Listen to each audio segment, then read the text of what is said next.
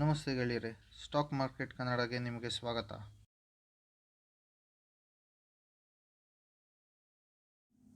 ನಮಸ್ತೆ ಗೆಳೆಯರೆ, ಬನ್ನಿ ಇವತ್ತಿನ ವಿಡಿಯೋ ಸ್ಟಾರ್ಟ್ ಮಾಡೋಣ. ಇವತ್ತು ನಾವು ಎರಡು IPOಗಳ ಬಗ್ಗೆ ಮಾತಾಡ್ತಾ ಇದ್ದೀವಿ. ಒಂದು ಮೆಟ್ಪ್ಲಸ್ ಹಾಗೂ ಇನ್ನೊಂದು ಡೇಟಾ ಪ್ಯಾಟರ್ನ್ಸ್ ಅಂತಂದ್ಬಿಟ್ಟು.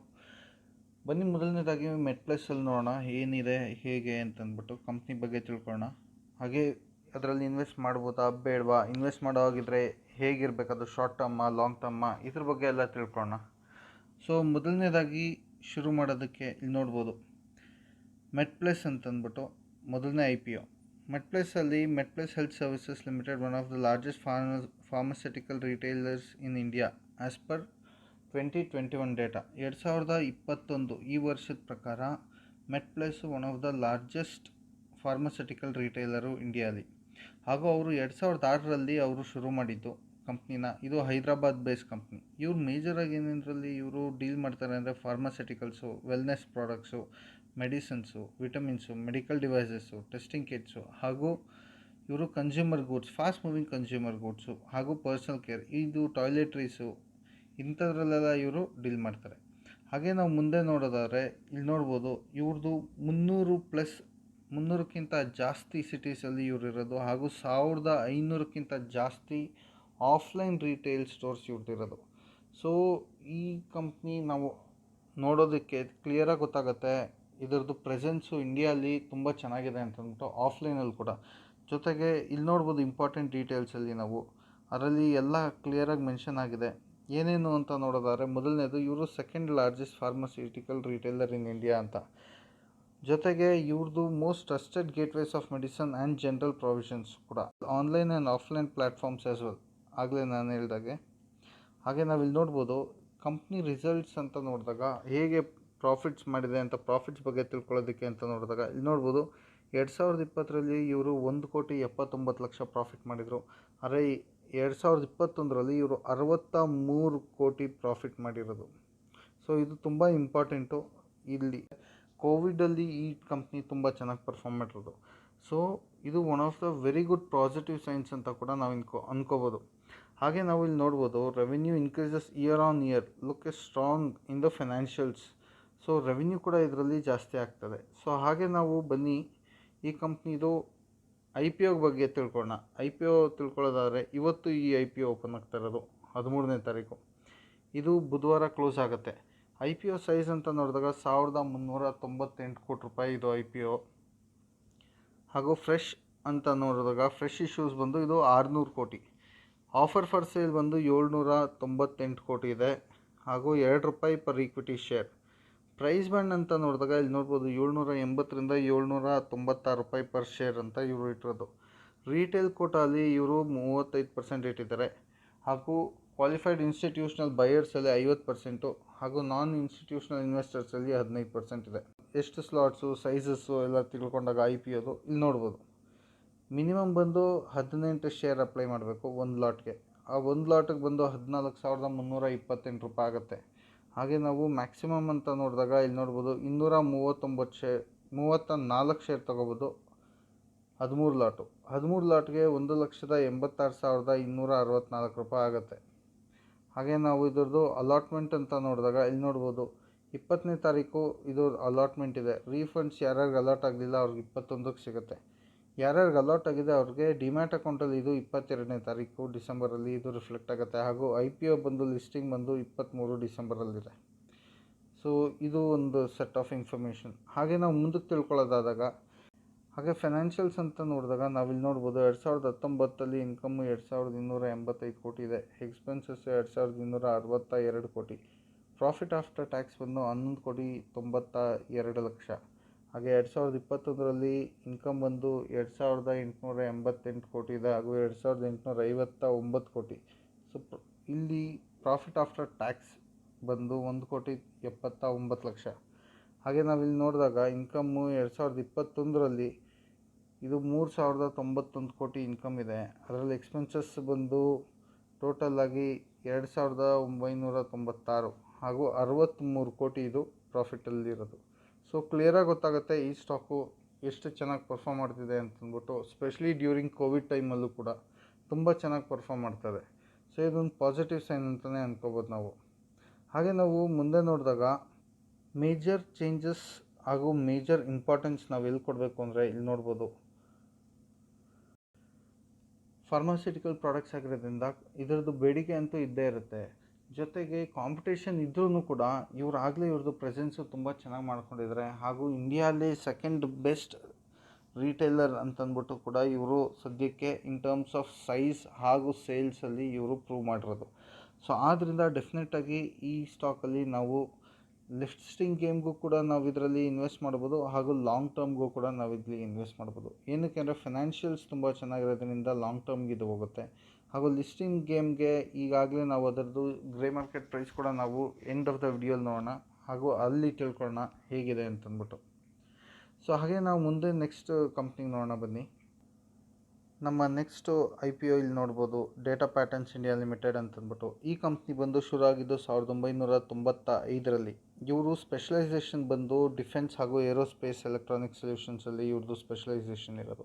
ಸೊ ಅದರ ಜೊತೆಗೆ ನಾವು ಇನ್ನೊಂದು ಏನು ತಿಳ್ಕೊಬೇಕಂದ್ರೆ, ಇದು ರೇಂಜ್ ಆಫ್ ಪ್ರಾಡಕ್ಟ್ಸ್ ಇವರು ಸರ್ವಿಸಸ್ ಕೊಡ್ತಾ ಇರೋದು ಯಾವ್ದ್ಯಾವುದು ಅಂತ ನೋಡಿದಾಗ ಇಲ್ಲಿ ನೋಡ್ಬೋದು. ಎಲೆಕ್ಟ್ರಾನಿಕ್ ವಾರ್ಫೇರ್ ಟೆಕ್ನಾಲಜೀಸು, ಹಾಗೂ ರೇಡಾರ್ ಆ್ಯಂಡ್ ಸಿಸ್ಟಮ್ಸು, ಏವಿಯಾನಿಕ್ಸು, ಇಲ್ಲಿ laser, electro optic systems, space systems, power supply, naval systems, communication products, gimbal ಹಾಗೂ control products, launch, fire control systems, ಹಾಗೆ ಇಲ್ಲಿ ನೋಡ್ಬೋದು ATE and test systems, RF and microwave electronic warfare, cockpit and rugged display, radar, identify friend and foe, avionic systems, ಈ ಎಲ್ಲದರಲ್ಲೂ ಇವರು deal ಮಾಡ್ತಾಯಿದ್ದಾರೆ. ಹಾಗೆ ನಾವು ಮುಂದಕ್ಕೆ ನೋಡೋದಾದರೆ ಇಲ್ಲಿ ತಿಳ್ಕೊಬೋದು, ಇವರು their services offering includes hardware design, product development service, functional test equipment, FPG. ನಾವಿಲ್ಲಿ ನೋಡ್ಬೋದು ಹೈ ರಿಲಯಬಲ್ ಪ್ರಾಡಕ್ಟ್ಸ್ ಇವರು ಮ್ಯಾನುಫ್ಯಾಕ್ಚರ್ ಮಾಡೋದು. ಹಾಗೂ ಇವ್ರ ಕೇಪಬಿಲಿಟೀಸ್ ಅಂತ ನೋಡಿದಾಗ ಇಲ್ಲಿ ಕ್ಲಿಯರಾಗಿ ನಾವು ನೋಡ್ಬೋದು ಏನೇಂದ್ರಲ್ಲಿ ಇವರು ಡೀಲ್ ಮಾಡ್ತಾರೆ ಅಂತಂದ್ಬಿಟ್ಟು, ಯಾವ್ಯಾವ ರೇಂಜ್ ಆಫ್ ಪ್ರಾಡಕ್ಟ್ಸ್ ಇದೆ ಅಂತಂದ್ಬಿಟ್ಟು. ಮೊದಲನೇದಾಗಿ ನಾವಿಲ್ಲಿ ನೋಡ್ಬೋದು COTS boards, ATE and test systems, RF and microwave, electronic warfare, cockpit and rugged display, radar systems, sub systems, ಹಾಗೂ ಇಲ್ಲಿ ನೋಡ್ಬೋದು identifying friend and foe, avionic systems, lasers and electro optic systems, space systems, power supply, naval systems, communication products, multiple ಈ ಥರ ತುಂಬ ಇದೆ ಇವ್ರ ಹತ್ರ range of products ಇವರು ಡೀಲ್ ಮಾಡ್ತಾ ಇರೋದು. ಹಾಗೆ ನಾವು ಮುಂದೆ ನೋಡಿದಾಗೂ ಕೂಡ ಇಲ್ಲಿ ತಿಳ್ಕೊಬೋದು, ಇಲ್ಲಿ ಕ್ಲಿಯರಾಗಿ ತೋರಿಸ್ತಾ ಇದೆ ಪ್ರಾಡಕ್ಟ್ ಡೆವಲಪ್ಮೆಂಟ್ ಸರ್ವಿಸಲ್ಲಿ ಇವರು ಏನೇನು ಮಾಡ್ತಾರೆ ಅಂತಂದ್ಬಿಟ್ಟು. ಸಾಫ್ಟ್ವೇರ್ ಸರ್ವಿಸಸ್ ಕೊಡ್ತಾರೆ, ATE ಫಂಕ್ಷನಲ್ ಟೆಸ್ಟ್ ಮಾಡ್ತಾರೆ, ಪ್ರಾಡಕ್ಟ್ ಡೆವಲಪ್ಮೆಂಟ್ ಸರ್ವಿಸ್ ಮಾಡ್ತಾರೆ, FPGA ಸರ್ವಿಸಸ್ ಕೊಡ್ತಾರೆ, ಜೊತೆಗೆ ಮೈಕ್ರೋವೇವು, ಮೆಕ್ಯಾನಿಕಲ್ ಡಿಸೈನ್ ಕೂಡ, manufacturing services, environmental qualification testings. So ಎಲ್ಲದರಲ್ಲೂ ಇವ್ರದ್ದು ಕಾಂಟ್ರಿಬ್ಯೂಷನ್ಸ್ ಇದೆ. ಇಂಪಾರ್ಟೆಂಟ್ ಡೀಟೇಲ್ಸ್ ನೋಡಿದರೆ ನಾವಿಲ್ಲಿ ನೋಡ್ಬೋದು, another defence product manufacturer supplier, vast experience in the domain to provide high quality and high reliability products, manufacturing facility of 1,00,000 square feet factory, ಹಾಗೂ profit after tax look strong at 54 crore 62 lakhs against 21 crore 1 lakh. ಜೊತೆಗೆ ಇದು ಬಂದು 150% growth ತೋರಿಸಿರೋದು 2020 ಹಾಗೂ 2021 ಕಂಪ್ಯಾರಿಸನ್ನಲ್ಲಿ. ಹಾಗೆ revenue ಕೂಡ ನಾವಿಲ್ಲಿ ನೋಡ್ಬೋದು 42% ಇದು ಇಂಪ್ರೂವ್ ಆಗಿರೋದು.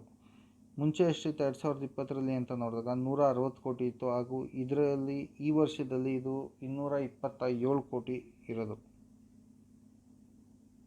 ಹಾಗೆ ನಾವು ಮುಂದಕ್ಕೆ ನೋಡಿದಾಗ ಇಲ್ಲಿ ನೋಡ್ಬೋದು ಸ್ಟ್ರೆಂತ್ ಬಂದು ಇವ್ರದ್ದು 760 ಎಂಪ್ಲಾಯೀಸ್ ಇದ್ದಾರೆ, ಹಾಗೂ ಅದರಲ್ಲಿ 450 ಜನ ಕ್ವಾಲಿಫೈಡ್ ಇಂಜಿನಿಯರ್ಸ್ ಇರೋದು. ಹಾಗೂ ಇವ್ರ ಕ್ಲೈಂಟ್ಸ್ ಯಾರ್ಯಾರು ಅಂತ ನಾವು ತಿಳ್ಕೊಳ್ಳೋದಕ್ಕೆ ಅಂತ ನೋಡಿದಾಗ ಇಲ್ಲಿ ನೋಡ್ಬೋದು ಇವ್ರ ಕ್ಲೈಂಟ್ಸ್ ಬಂದು Bharat dynamics limited, Bharat electronics, Indian government space organisation, ಹಾಗೂ ನೇವಲ್ ಏರ್ಕ್ರಾಫ್ಟ್ ಯಾರ್ಡ್ ಕೊಚ್ಚಿ ಹಾಗೂ Goa, INS Garuda, INS Kunjali, weapons and electronic systems engineer development, Honeywell, ಹಾಗೂ Indira Gandhi centre of atomic research, national institute of ocean technology, electronic corporation of India. ಹಾಗೂ ಇಲ್ಲಿ ನೋಡ್ಬೋದು Indian institute of technology, Madras institute of technology. So major ಯಾರ್ಯಾರಿದ್ದಾರೆ R&D, space research ಹಾಗೂ ಡಿಫೆನ್ಸಲ್ಲಿ ಎಲ್ಲರಿಗೂ ಇವರು services ಕೊಡ್ತಾರೆ. ಇವ್ರ ಮೇಜರ್ ಕ್ಲೈಂಟ್ಸು ಇಲ್ಲಿ ನೋಡ್ಬೋದು HAL ಇದೆ, ನಾವಿಲ್ಲಿ ನೋಡ್ಬೋದು BrahMos aerospace limited, defence avionics research establishment, Hindustan aeronautics limited, instruments and R&D establishment, Mazagon dock limited, naval science and technology laboratory, programme air defence research centre. ಸಿಕ್ಕಾಪಟ್ಟೆ ಜನ ಇದ್ದಾರೆ ಇವ್ರ ಕ್ಲೈಂಟ್ಸ್ ಆಗಿ. ಬನ್ನಿ ಇವಾಗ IPO ಬಗ್ಗೆ ತಿಳ್ಕೊಳ್ಳೋಣ. IPO ಬಗ್ಗೆ ತಿಳ್ಕೊಳ್ಳೋದಾದ್ರೆ ನಾವಿಲ್ಲಿ ನೋಡ್ಬೋದು IPO ಬಂದು ನಾಳೆ ಓಪನ್ ಆಗ್ತದೆ 14ನೇ ತಾರೀಕು ಡಿಸೆಂಬರು. IPO ಕ್ಲೋಸ್ ಆಗೋದು 16 ಡಿಸೆಂಬರ್ಗೆ. IPO ಸೈಜ್ ಬಂದು ತುಂಬ ಚಿಕ್ಕದಿದೆ, 588 ಕೋಟಿದು, ಹಾಗೂ ಫ್ರೆಶ್ ಇಶ್ಯೂಸ್ ಅದರಲ್ಲಿ 240 ಕೋಟಿ.